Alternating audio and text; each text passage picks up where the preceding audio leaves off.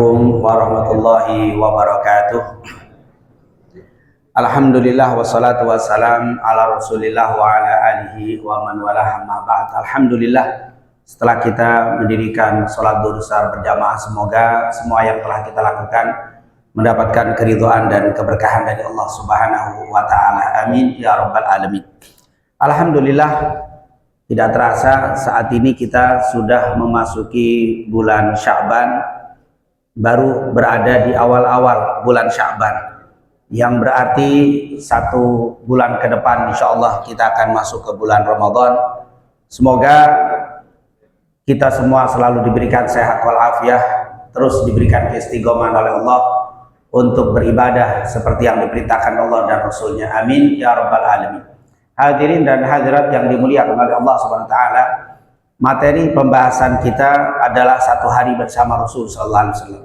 Kalau tidak salah, terakhir pembahasan kita masih berbicara tentang tidurnya Rasulullah sallallahu alaihi wasallam. Tapi karena saat ini kita baru saja masuk di bulan Sya'ban, maka kita akan membahas tentang Rasulullah di bulan Sya'ban. Bagaimana sikap Rasul ketika memasuki bulan Sya'ban? Tentunya pembahasan ini dengan harapan agar kita bisa meniru apa yang dilakukan Nabi kita, Nabi Muhammad SAW. Tentunya banyak para ulama yang menulis tentang bulan Sya'ban. Ada Al-Imam Ibnu Rajab Al-Hambali dalam kitabnya Lataiful Ma'arif, atau Sayyid Muhammad bin Ali Al-Maliki membuat kitab tersendiri yang berjudul Madza fi Sya'ban, dan kitab-kitab lain. Dari beberapa kitab tersebut kita mengambil secara singkat kesimpulan tentang bagaimana Rasul di bulan Sya'ban. Yang pertama, bulan Sya'ban adalah salah satu bulan di antara 12 bulan yang telah ditetapkan Allah Subhanahu wa taala di dalam Al-Qur'anul Karim, surat At-Taubah ayat 36. Inna iddatasy syuhuri indallahi 12 syahran fi kitabillah. Sesungguhnya Allah telah menetapkan dalam satu tahun itu ada 12 bulan. Di antara 12 bulan itu adalah bulan Sya'ban. Limadza summiya Sya'banu Sya'banan? Kenapa bulan Sya'ban dinamakan Sya'ban? Ada dua pendapat di antara para ulama. Karena dinamakan bulan ini sebagai bulan Sya'ban dulu, saat di bulan Rajab orang-orang itu tidak keluar dari rumah mereka, karena Rajab adalah bulan haram. Mereka menghindari terjadinya peperangan, terjadinya keributan, lebih banyak mereka di rumah. Setelah selesai bulan Rajab, mereka di bulan Sya'ban keluar. Yatasya'ab, mereka berpencar mencari air di lembah, di goa, dicari di sumur-sumur, mereka menyebar. Karena menyebarnya mereka di bulan itu, maka disebut Sya'ban, bulan penyebaran. Artinya orang sedang yatasya'abu, itu menyebar. Maka disebutlah itu bulan Sya'ban, sebagaimana dikatakan oleh Ibnu Hajar dalam kitabnya Fathul Bari, dan juga Al-Imam Zahabi menyebutkan karena memang saat itu mereka menyebar mencari air untuk persiapan mereka datangnya bulan Ramadan. Karena Ramadan itu nanti kita bahas, artinya ramdo, artinya panas, sulit nanti ada air di bulan itu. Maka mempersiapkan bulan panas itu, mereka mempersiapkan air. Makanya kalau ada orang yang tidak puasa, kenapa nggak puasa Ramadan? Panas ya, nunggu musim dingin. Nggak ada yang namanya Ramadan pasti panas. Tapi kalau di Jakarta Ramadan masih hujan seperti ini, sebuah nikmat yang luar biasa. Di Timur Tengah musim panas adalah Ramadan, Ramdo namanya. Kemudian ada juga menamakan bulan Sya'ban dengan Sya'ban li'annahu yatasya'fil khair, karena banyaknya cabang-cabang kebaikan yang ada di bulan Sya'ban. Sya'ab itu artinya cabang-cabang, jadi Sya'ban bercabang-cabang. Yatasya'ab fi khair, karena di bulan Sya'ban ini begitu banyak cabang-cabang kebaikan yang dapat kita lakukan. Dikatakan dari riwayat Anas bin Malik, Rasulullah SAW ketika masuk di bulan Rajab, mereka suka membaca doa yang sering kita dengar, Allahumma barik lana fi Rajabah wa Sya'bana wa barik lana fi Ramadan. Riwayat yang lain, wa ballighna Ramadan, riwayat Imam Ahmad. Inilah Rasulullah SAW menyikapi masuk bulan Sya'ban, dimulai dari bulan Rajab, mereka para sahabat yang dicontohkan dari Rasul berdoa agar dapat berkah di bulan Sya'ban ini dan bisa berkah masuk ke dalam bulan Ramadan. Kemudian Rasulullah di bulan Sya'ban ini beliau meningkatkan amal. Diceritakan dalam hadis riwayat Imam An-Nasai, Imam Ahmad dengan sanad yang hasan dari Usama bin Zaid. Usama bin Zaid ibn Harith. Beliau ini anak daripada Zaid. Zaid ini adalah dulunya anak angkat Rasulullah SAW. Hibbu Rasulillah. Usama dapat gelar Hibbu Rasulillah, orang yang dicintai Rasul. Usama bin Zaid meninggal tahun 54 Hijriah. Tidak banyak beliau meriwayatkan hadis, sebanyak hanya 128 hadis. Salah satu hadisnya, beliau perhatikan Nabi Muhammad itu kalau bulan Sya'ban begitu banyak puasanya, melebihi di bulan-bulan lain kecuali Ramadan. Akhirnya Usama bertanya kepada Rasul sallallahu alaihi wasallam, "Ya Rasulullah, lam araka tasumu syahran minasyuhur ma tasumu fi Sya'ban." Ya Rasul, saya lihat Anda itu kok begitu banyak puasanya di bulan Sya'ban, berbeda dengan bulan-bulan yang lain. Akhirnya Nabi menjawab, "Dzalika syahrun yaghfulun nasu anhu baina Rajab wa Ramadan." Karena saya puasa banyak di bulan Sya'ban ini karena bulan ini adalah bulan lalai. Orang disibukkan dengan bulan Rajab karena bulan haram dan mempersiapkan Ramadan, tapi Sya'bannya kurang. Makanya ini bulan lalai kata Nabi, maka saya banyak puasa di bulan lalai ini, di bulan Sya'ban. Yang kedua, wa huwa syahrun turfa'u fihi al-a'mal ila rabbil alamin. Dan bulan ini adalah bulan pelaporan amal kepada Allah Subhanahu wa taala. Fa uhibbu an yurfa amali wa ana shaim. Saya ingin saat amal saya dilaporkan saya dalam keadaan puasa. Ini kata para ulama bahwa hikmah hadis ini menunjukkan Rasulullah Shallallahu Alaihi Wasallam itu ternyata berbeda kalau di bulan Sya'ban. Beliau meningkatkan amal ibadahnya, terutama puasa. Kita tahu Nabi Muhammad sudah, mungkin kalau bahasa kita sudah mentok ibadahnya. Tapi kalau di bulan Sya'ban ditambah lagi. Biasanya dia puasa Senin Kemis, Ayyamul Bid 13, 14, 15, kemudian hari-hari tertentu kalau tidak ada makan Rasulullah puasa. Tapi kalau bulan Sya'ban nanti kita lihat hampir 1 bulan penuh. Bahkan para ulama berselisih pendapat 1 bulan penuh atau tidak penuh Rasulullah puasa di bulan Sya'ban. Ini menunjukkan Sya'ban itu bulan yang disikapi oleh Nabi berbeda dengan bulan-bulan lain. Maka kita lihat di hadis ini ada 2 alasan kenapa Nabi banyak puasa di bulan Sya'ban. Yang pertama karena waktu lalai. Yang kedua karena pelaporan amal.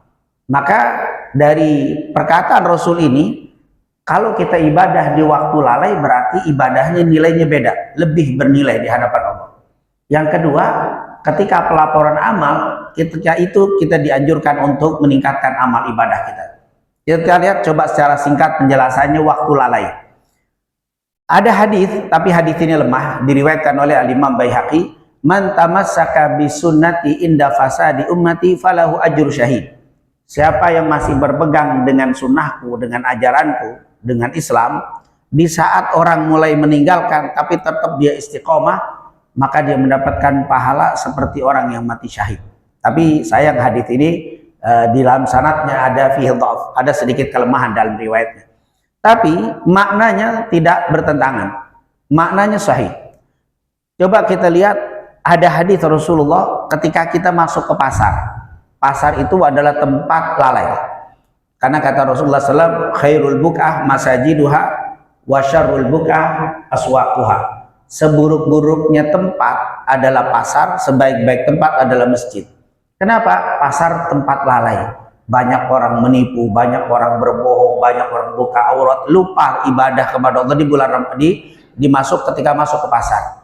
Maka ada hadis riwayat Imam Tirmidzi, Ibnu Majah, Ad-Darimi, Imam Hakim dengan sanad sahih, siapa yang masuk ke pasar lalu dia membaca la ilaha illallah wahdahu la syarikalah, lahul mulku wa lahul hamdu yuhyi wa yumiit wa huwa hayyun la yamut biyadil khair wa huwa ala kulli syai'in qadir. Atau seperti wirid yang biasa kita baca setelah sholat subuh dan sholat maghrib. La ilaha illallah wahdahu la syarikalah, lahul mulku wa lahul hamdu yuhyi wa yumiit wa huwa ala kulli syai'in qadir. Siapa yang membaca zikir itu masuk ke pasar, baginya 1000 kebaikan, 1000 dosa dihapus, 1000 derajat.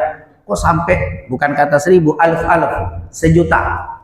Seribu, masuk seribu itu sejuta. Karena di zaman Nabi tidak ada kata sejuta. Zaman sekarang Arab ada nyebut miliun 1 juta. Tapi zaman Nabi tidak ada miliun, yang ada alif-alif. Yaitu kalau alif-alif berarti seribu, nolnya 6 berarti sejuta. Jadi siapa yang melakukan kebaikan dikasih membaca wirid ini, dzikir ini saat masuk pasar, dikasih 1 juta kebaikan, 1 juta kesalahan dihapus, 1 juta derajat. Kenapa kok begitu berlimpah sampai 1 juta? Karena pasar itu tempat lalai. Ketika orang lalai, waktu banyak orang lalai, dia ibadah, itu akan meningkat. Dan kita berharap waktu di tempat kita ini juga termasuk lalai.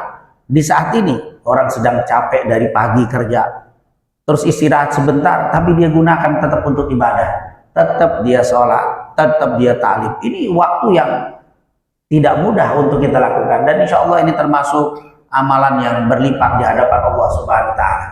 Kemudian waktu malam, pernah Rasulullah ditanya, ya Rasulullah, ayu sholati afdal ba'dal maktubah. Ya Rasul, sholat apa sih yang paling mulia setelah sholat fardu? As-sholatu fi jawfil lail, sholat di tengah malam.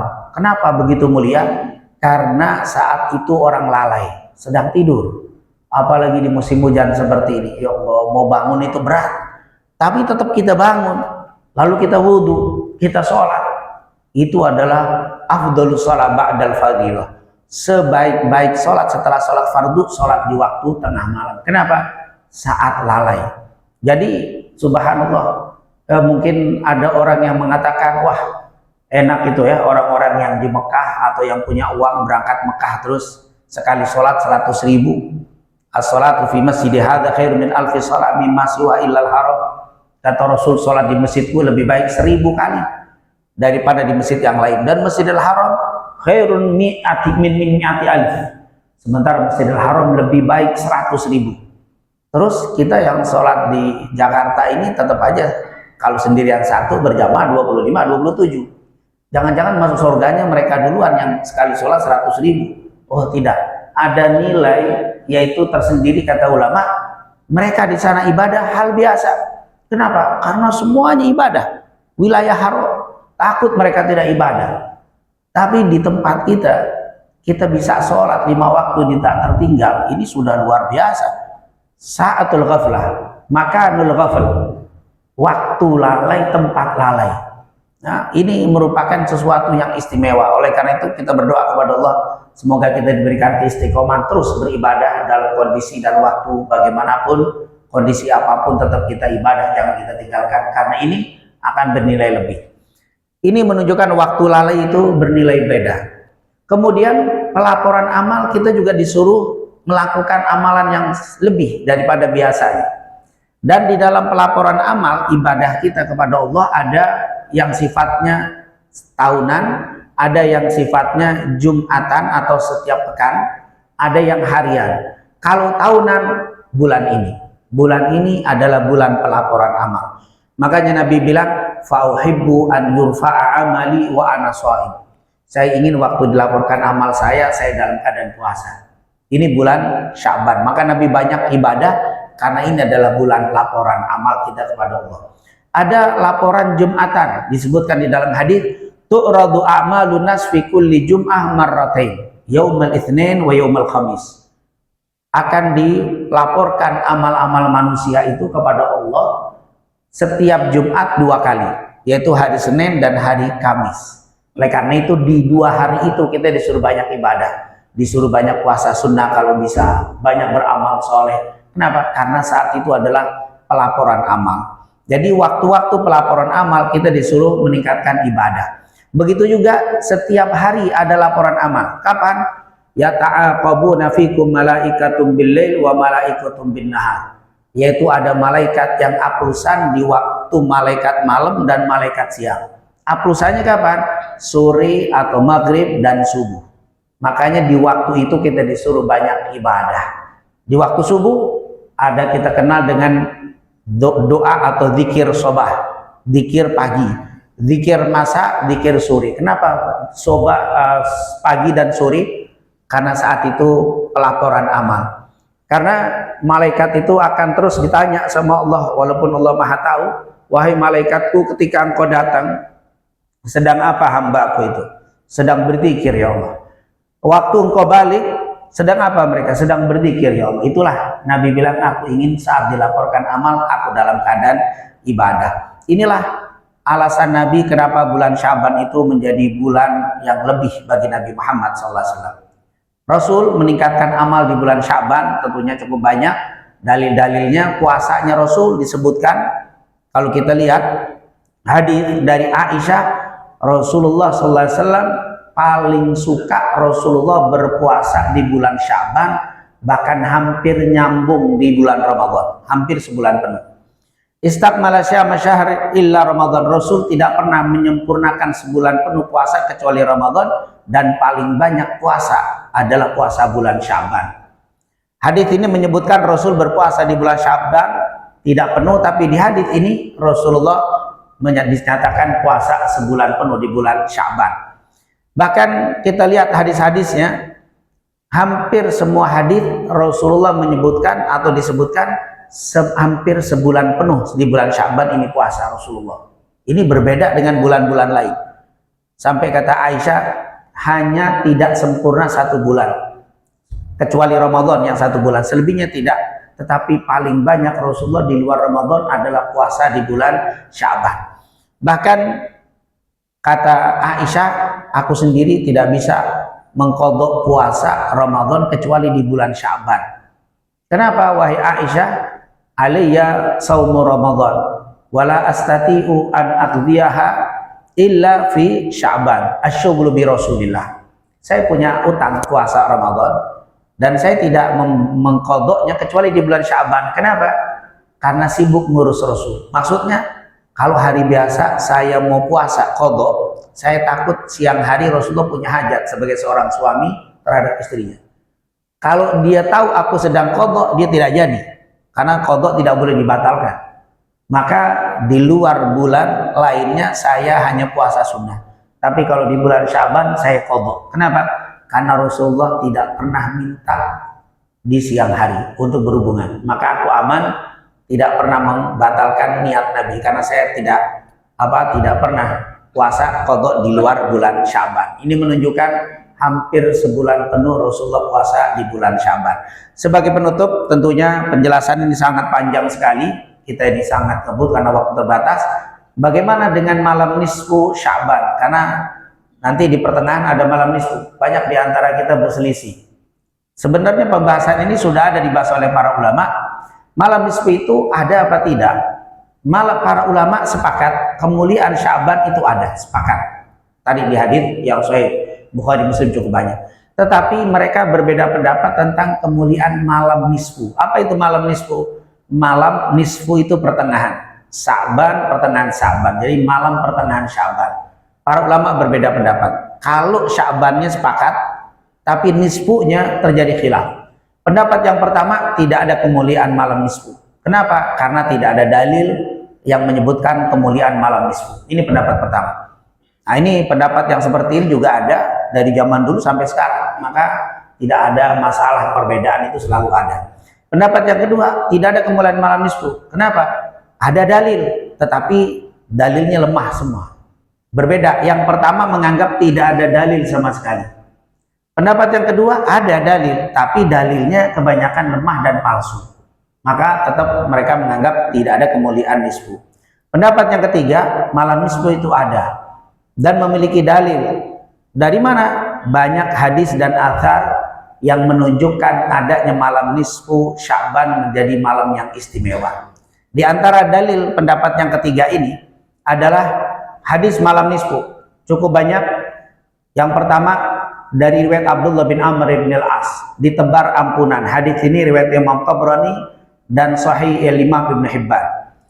Hadis Abu Musa al-Asy'ari yang mengatakan bahwa Allah akan memberikan ampunan di malam nisfu yang meminta ampun kecuali orang musyrik atau yang memutuskan tali silaturahim. Hadits Ibnu Majah dan Albani juga mengatakan hadits ini sahih. Hadits ini diriwayatkan dari Mu'adz bin Jabal, Abu Sa'labah, Abdullah bin Amr, Abu Hurairah, Abu Bakar As-Siddiq, Abu bin Malik dan Aisyah. Artinya hadits yang mengatakan nisfu ada yang dhaif, tapi Ini dikatakan haditsun sahih. Bahkan Syekh Albani menyebutkan dalam kitab Silsilah Ahadits As-Sahihah nomor 135 139. Beliau mengatakan sahih. Kemudian hadits dari riwayat Aisyah. Hadits ini juga diriwayatkan Darul Qutni dan juga Imam Ibnu Huzaimah dan Ibnu Hajar mengatakan hadits ini hasan. Bahwa Allah akan mengabulkan permintaan setiap orang yang meminta di malam nisfu kecuali orang musyrik. Kemudian dibebaskan dari api neraka. Hadits ini diriwayatkan oleh Imam Baihaqi, Syu'abul Iman, Ibnu Asim, dan di dalam kitab Sahihul Jami. Haditsnya juga sahih bahwa Allah akan memberikan ampunan kepada orang yang meminta ampun di malam nisfu kecuali orang yang sombong, durhaka, dan narkoba, artinya belum taubat dari perbuatan dosa besar. Ini haditsnya.